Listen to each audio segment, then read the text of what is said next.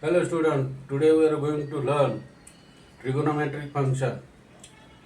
You know everybody studied 30 degree, sin theta, cos theta, tan theta, cosec theta, sec theta and cot theta.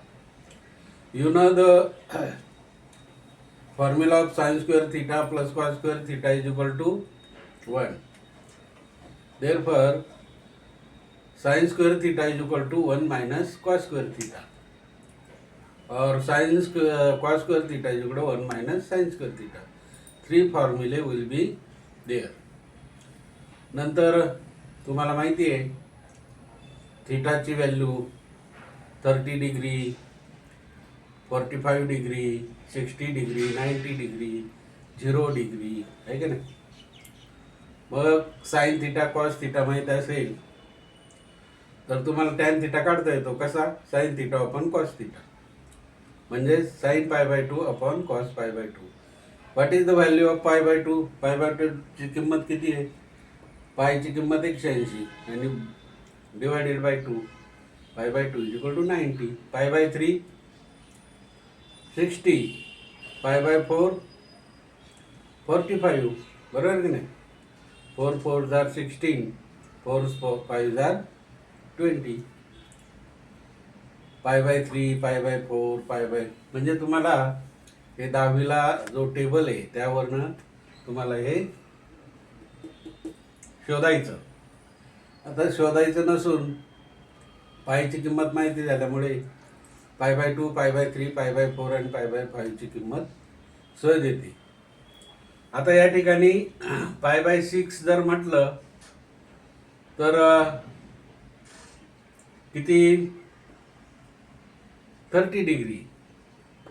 बरोबर की नाही. आणि 45 degree केव्हा येईल? ज्या वेळेस आपण 180ला एका संख्येने डिवाइड करू तेव्हा आपल्याला 45 मिळते.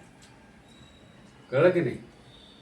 मग 45 डिग्रीची किंमत आपल्याला साइन 45 1/√2, कॉस 45 1/√2. मग तुम्हाला इथं tan 45 1 1/√2 upon 1/√2 is equal to 1. म्हणजे 1/2 वर्गमुळात 2 छेद 1/√2 त्याची व्हॅल्यू किती येते? 1. म्हणजे tan 1 sine cosec, 1 cos sec आणि 1 कॉट टॅन, 1 टॅन कॉट. अशा प्रकारे. आता पहिला जो क्वेश्चन आहे, using the table evaluate the following. हा टेबल यूज करायचा आणि खालचे प्रश्न सोडवायचे. Cos square theta plus cos square π/6, cos square 0 plus cos square π/6 plus cos square π/3 plus cos square π/2. आता कॉस स्क्वेअर 0, कॉस स्क्वेअर π/6 चं किती होईल? 30. π/6 चं किती होईल? 30. कॉस स्क्वेअर π/3 45 आणि कॉस स्क्वेअर π/2 चं 90. मग आता कॉस 0चा या ठिकाणी 1 आहे. कॉस 0चा किंमत किती आहे? 1. म्हणजे 1चा स्क्वेअर प्लस कॉस स्क्वेअर π/6 म्हणजे किती? 30 डिग्री. 30 डिग्रीचं कॉस किती आहे? Cos √3/2 plus cos square π/3. मग π/3 म्हटलं तर किती होईल? 60. 3 18 आणि 3 0 0 60चा. तर मग कॉस स्क्वेअर π/3 इथे कॉस स्क्वेअर 60चा किती झाला? 1/2. हे बघा 1/2. कॉस 60चा किती? 1/2 square plus cos square π/2 cos 90 किती आहे? 0 म्हणून 0चा स्क्वेअर. मग आता 1चा स्क्वेअर 1, एकाचा वर्ग 1 अधिक वर्गमुळात 3चा वर्ग 3च, 2चा वर्ग 4 प्लस एकाचा वर्ग 1, 2चा वर्ग किती? 4, 0चा वर्ग 0च, ते कॅन्सल झाले. मग 1 प्लस 3. आता इथं छेद समान आहे म्हणून अंशाची डायरेक्ट बेरीज होते. 3 + 1 4, 4/4 म्हणजे 1 + 4/4 ची किती किंमत 1 होते. 1 + 1 = 2. दिस is the answer of this question. हे उत्तर आहे. आता फाइंड अदर ट्रिगोनोमेट्रिक फंक्शन. त्यांनी काय दिलंय cos θ -3/5. cos θ ची व्हॅल्यू किती दिली -3/5 हे बघा. And 180 degree less than θ less than 270 degree ही कंडिशन दिली.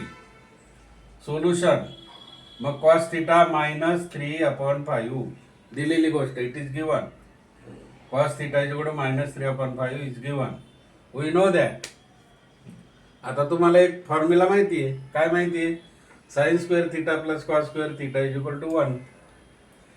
परंतु आपल्याला या ठिकाणी cos θ ची व्हॅल्यू दिलेली आहे म्हणून sin² θ फॉर्म्युला तयार करायचा. मग sin² θ बरोबर 1 हा प्लस आहे. इकडे गेल्यावर काय होईल मायनस उजव्या बाजूला. sin² θ 1 - cos² θ. sin² θ 1 - cos² θ. मग 1 - cos ची व्हॅल्यू किती दिली -3/5. 1 - -3/5 चा स्क्वेअर काय होईल -3 चा स्क्वेअर. 9 4 आहे ना 3 आहे. 3 चा स्क्वेअर काय होईल 9 होईल. बरोबर. बघा 3 चा स्क्वेअर 1 - 3 चा स्क्वेअर 9/5 चा वर्ग किती 25. बरोबर आहे. मग 25 - 9 25 - 9/25. मग sin² θ 25 - 9 किती झाले 16 अपॉन किती 25. 25 - 9 = 60/50 25. दोन्ही बाजूचं वर्गमूळ घ्यायचं. sin θ 16चं वर्गमूळ किती 4. 25चं वर्गमूळ किती 5. म्हणून sin θ ± 4/5. समजलं प्रत्येकाला? हे दोन्ही उदाहरणं गणिताच्या वहीमध्ये लिहून काढा. 11वीला आहे, 12वीला पण आहे मित्र, 10वीचं पण आहे. शेअर करा, लाईक करा आणि सबस्क्राईब करा मित्र. हो समजलं प्रत्येकाला? Okay, thank you.